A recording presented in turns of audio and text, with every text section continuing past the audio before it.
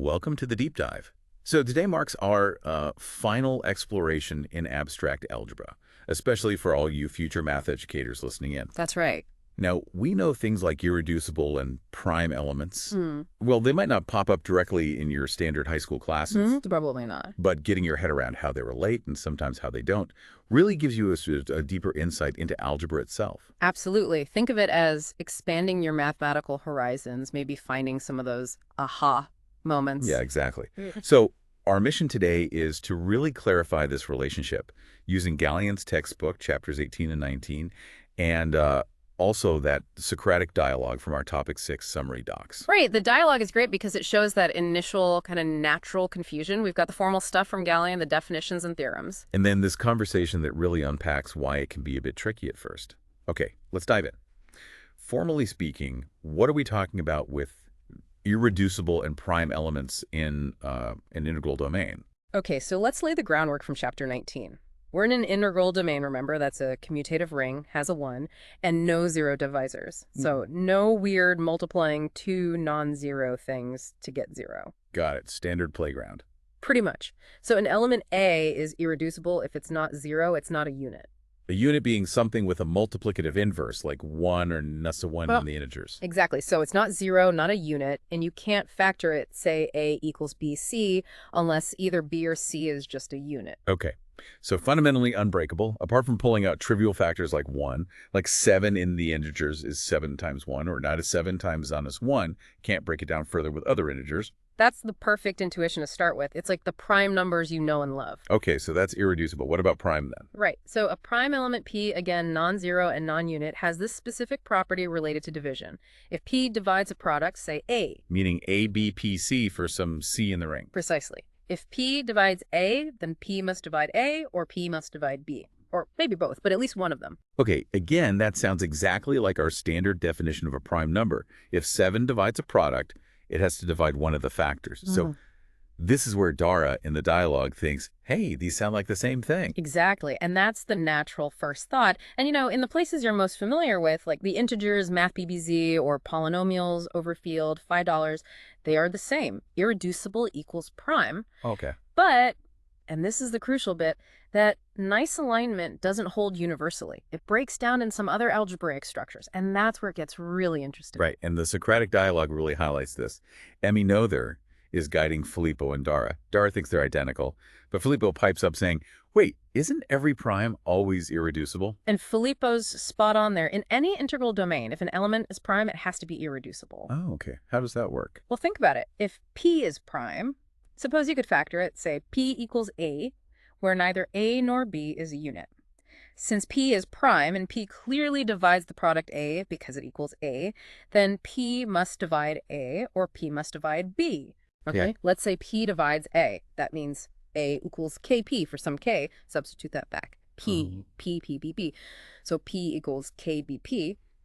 Since we're in an integral domain and P isn't 0, we can cancel the P. Right, no zero divisors allows cancellation. Exactly. So you get 1 equals KB. But that means B must be a unit, which contradicts our assumption that neither A nor B were units. Ah, clever. Yeah. Okay, so prime always implies irreducible. Always. The confusion, or the interesting part, is whether irreducible implies prime. And they mentioned Math BBZ and $5 as places where it does go both ways. Right. You mentioned something about UFDs. Yes, exactly. It comes down to them being unique factorization domains, or UFDs.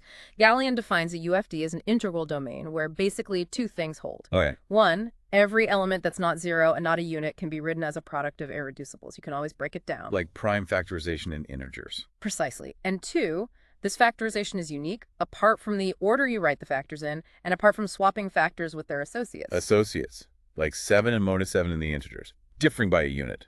Exactly like that. So in a UFD, you have this guaranteed unique breakdown into irreducibles.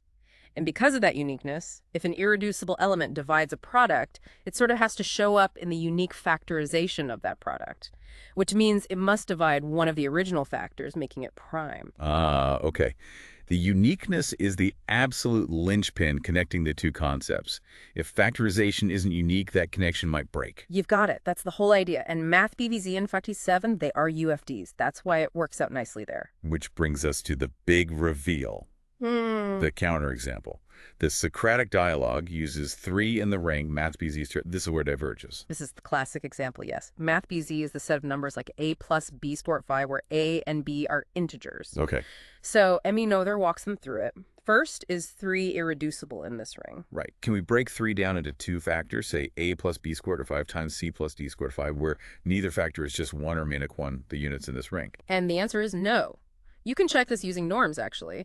The norm of a plus b squared 5 is $10 plus 5b22. It's multiplicative, so non-x and y. The norm of 3 is $32 plus 502 is 99. If $3, then 9y, then n $3 and x and y. So $9 plus 9 and y would both have to be 3. Since x and y aren't units, their norms can't be 1. The only other integer factors of 9 are 3, so 9 and x and y would both have to be 3. Can $8 plus 5b2 is equal 3 for integers a, b? Let's see. If b0, 2 through down 9, 1 plus 1, $8 plus 5, 3, so $2, 200, no. If b is bigger, it's even worse, so no solution. Exactly. There are no elements with norm 3, therefore you can't factor 3 into 2 non-units. So 3 is irreducible in math BVZ. Okay, irreducible check. Now the crucial part, is it prime? This is where it gets interesting. Remember the definition of prime. If it divides a product, it must divide a factor. Consider the product $1 plus square 5, multiplying that out. 1 square 5 plus the middle terms cancel. We get $1 divided 5, which is $1 plus 5 equals 6. Great. So we have the product $1 plus 5 on $6. Does 3 divide 6? Yeah. $6, 3 times 2, 2. Okay. So 3 divides the product. If 3 were prime in this ring, it would have to divide $1 plus square $5, or it would have to divide $1 square 5. Does it? Can we write $1 plus square 5 as $3 times a plus b squared 5 for some integers a, b? That would mean $1 plus squared 5 plus 3b squared 5.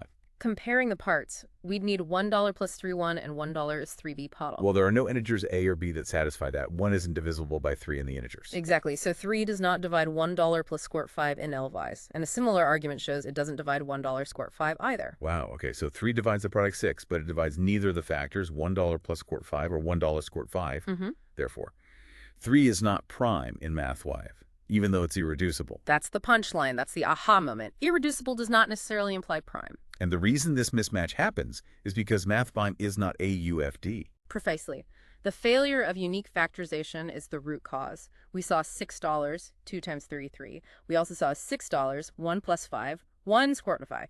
You can show, similar to how we showed 3 is irreducible, that 2, $1 plus square root of 5, and 1 plus 5 are also irreducible in this ring. So we have 2 different factorizations of 6 into irreducibles, $2 times 3d3 and $1 plus square root of 5, and 2 isn't an associative $1 plus square root of 5, etc. Correct. The factorization isn't unique, therefore it's not a UFD. And in non-UFDs, irreducibles don't have to be prime. Okay, that really clarifies the connection. So UFDs guarantee unique factorization, which in turn guarantees that irreducible implies prime. You got it. And just to add another layer, there's the concept of a principal ideal domain, or PID. Right, you mentioned that earlier. What's the quick definition there? A PID is an integral domain where every ideal is principal. That means every ideal can be generated by just a single element. Think of ideals as special subsets closed under addition and multiplication by ring elements. Okay, so every ideal has a single generator. How does that relate to UFDs? There's a key theorem. Every PID is a UFD. Ah, so PID is like an even stronger condition. It is. If you know a ring is a PID, you automatically know it has unique factorization, and therefore irreducibles are prime. And it turns out that MathBZ and 5 lies are not just UFDs. They are also PID. Which explains their nice behavior. But MathVatsLizvi is not a PID. Correct. It's not a PID, and as we saw, it's also not a UFD. The concepts are nested. PID implies UFD, and UFD implies irreducible prime. If you don't have UFD, that connection can break. Okay, this hierarchy makes a lot of sense. Now let's bring it back home. For you, the listener, preparing to teach high school math, you might be thinking, okay, Math 5.5 is interesting, but why do I need to know this? Yeah, it's a fair question. You're probably not going to be teaching about quadratic integer rings directly. All right. But understanding these subtleties, these places where intuition from simple systems breaks down, it really deepens your own grasp of fundamental concepts. It makes you appreciate why things like unique prime factorization in integers are so special, not just something to take for granted. So it's about understanding the foundations better. Knowing the edge cases helps appreciate the standard cases. Exactly. It highlights the critical importance of precise definitions in mathematics. Prime and irreducible feel similar, but that subtle difference in definition leads to completely different behavior depending on the algebraic structure. And that awareness can filter into your teaching. Maybe not the specifics, but the general idea of being precise with language. Absolutely. It fosters a more nuanced appreciation for the properties you do teach. Why does polynomial long division work? It's related to $5 being a Euclidean domain, which implies it's a PID, which implies it's a UFD. You don't teach all that, but knowing it adds depth. It encourages a more inquisitive mindset. Why is this true? Does it hold everywhere? So it's less about direct content transfer and more about building your own deeper, more flexible mathematical understanding that informs how you teach the basics. Couldn't have said it better myself. It broadens your perspective, makes you a more knowledgeable guide for your students, even when navigating familiar territory. Fantastic. Okay, so let's quickly recap the main takeaway. Sure. Irreducible basically means can't be factored further except for trivial unit factors. Prime is about divisibility. If I divide a product, I must divide one of the factors. And these two ideas, they're the same thing in unique factorization domains, like the integers or polynomials over a field, because of that guaranteed unique breakdown. But they can be different in other rings, like our key example, math BZ squared 5-1, where 3 is irreducible, unbreakable, but not prime, doesn't satisfy the divisibility rule. And this happens because unique factorization fails there. Right. Failure of unique factorization is the key difference maker. Understanding this split really enriches your appreciation for the structures you will teach. Okay, so one final thought to leave you with, our wonderful listeners. Think about other math structures you know. Maybe matrices or functions. Could you think of analogous ideas for irreducible or prime there? And maybe more importantly, would you expect them to be the same in those contexts? Ooh, that's a good one. Food for thought. That's something to noodle on. Thanks so much for joining us for this final abstract algebra deep dive. It's been fantastic exploring these ideas with you all.